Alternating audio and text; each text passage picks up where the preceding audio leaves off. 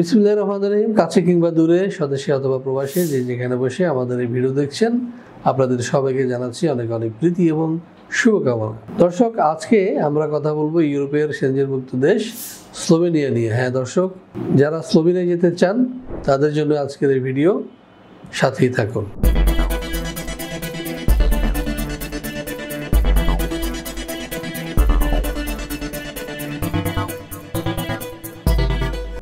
দর্শক, আপনাদের একটা আশার বাণী শোনাতে চাই। সেটি হচ্ছে যে আপনারা জানেন যে স্লোভেনিয়া যেতে হলে ভারতে যেতে হয়।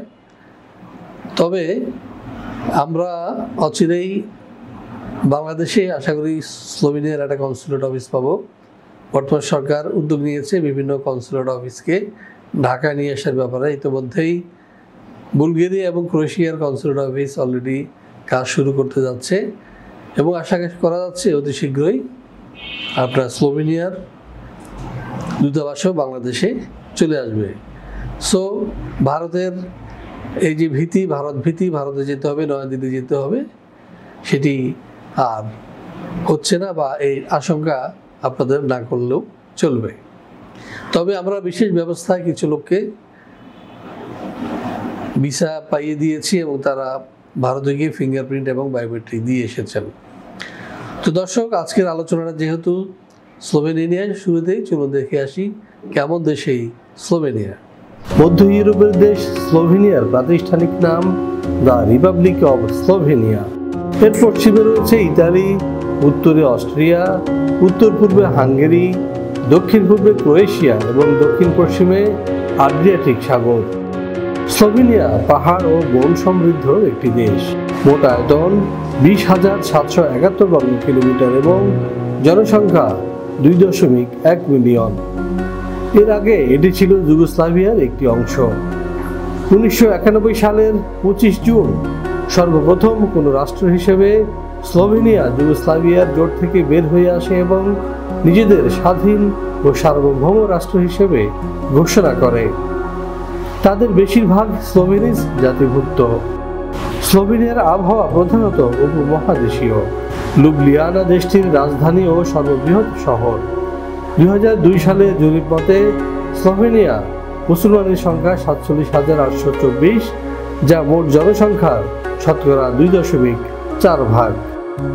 দর্শক, আমরা দেখে আসলাম কেমন দেশ এই স্লোভেনিয়া। এবার আমরা যেটি জানার চেষ্টা করব সেটি হচ্ছে স্লোভেনিয়ায় বর্তমানে কী ধরনের কাজ রয়েছে।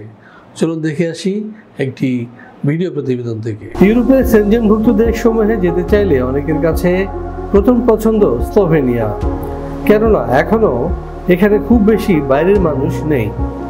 স্লোভেনিয়ার ইমিগ্রেশন পলিসি দীর্ঘমেয়াদে যারা দেশটিতে বসবাস করতে চান তাদের জন্য আদর্শ। স্লোভেনিয়ার ভিসার সাথেই পাওয়া যায় 2 বছরের টিআরসি। সেই সঙ্গে যদি এই 5 বছর ফুল টাইম কাজ করার অভিজ্ঞতা থাকে তাহলে তিনি পাবেন স্লোভেনিয়ার পার্মানেন্ট রেসিডেন্ট কার্ড। স্লোভেনিয়ার বর্তমানে কাজের সুযোগ রয়েছে কনস্ট্রাকশন, ফ্যাক্টরি, অ্যাগ্রোওয়েজ ফ্যাক্টরি প্রভৃতি। হ্যাঁ দর্শক, দেখে আসলাম কি কি কাজ রয়েছে স্লোভেনিয়ায়। এখন প্রশ্ন হচ্ছে যে এইসব কাজগুলো আপনারা বেতন ভাতা কী পাবেন বা কী কী সুযোগ সুবিধা রয়েছে। চলুন দেখে আসি আরও একটি ভিডিও প্রতিবেদন। এখানে যে কোনো কাজের ন্যূনতম বেতন 1,20,000 থেকে 1,30,000। বেশিরভাগ কোম্পানি থাকার ব্যবস্থা দিচ্ছে একেবারে ফ্রি। কোনো কোনো কোম্পানি দিচ্ছে ফুড অ্যালাউন্স। এছাড়াও পাওয়া যাবে স্লোভেনিয়ার শ্রম আইন অনুযায়ী সুযোগ সুবিধা। দর্শক, জেনে আসলাম কি কি সুযোগ সুবিধা রয়েছে স্লোভেনিয়ায়। এখন প্রশ্ন হচ্ছে স্লোভেনিয়া যেতে আপনাদের ডকুমেন্টস কি লাগবে বা কি কি কাগজপত্র লাগবে। চলুন দেখে আসি আরও একটি প্রতিবেদন। 18 থেকে 45 বছর বয়সী যে কোনো বাংলাদেশি নাগরিক যেতে পারবেন স্লোভেনিয়ায়। তবে তিনি হবেন অপরাধমুক্ত এবং সুস্বাস্থ্যের অধিকারী। স্লোভেনিয়ার ওয়ার্ক পারমিট ভিসা পেতে আপনার প্রয়োজন হবে ছবি, পাসপোর্ট, এনআইডি, জন্ম নিবন্ধন, শিক্ষাগত যোগ্যতা সনদ, কাজের অভিজ্ঞতা সনদ, সিভি অথবা বায়োডাটা।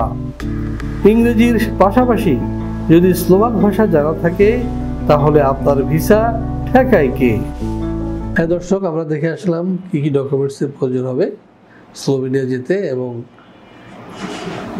এবার প্রশ্ন হচ্ছে যে খরচ কি হতে পারে। হ্যাঁ দর্শক, এই বিষয়ে জানতে পাশে দেওয়া নাম্বার ফোন দিন অথবা সরাসরি চলে আসুন আমাদের অফিসে। আমাদের অফিসের ঠিকানা house 67, road 5, Merul Badda, DIT project, Dhaka. এছাড়াও আপনারা গুগলে আমাদের ভিসা প্রফেসর দিয়ে সার্চ করলেও আমাদের ঠিকানা এবং গুগল লোকেশন পেয়ে যাবেন, সেটি ফলো করেও আপনারা আসতে পারবেন ভিসা প্রফেসরে। তো দর্শক, আপনাদের জানিয়ে রাখি আমাদের অফিস খোলা থাকে শনি থেকে বৃহস্পতিবার সকাল 10টা থেকে সন্ধ্যা 6টা পর্যন্ত।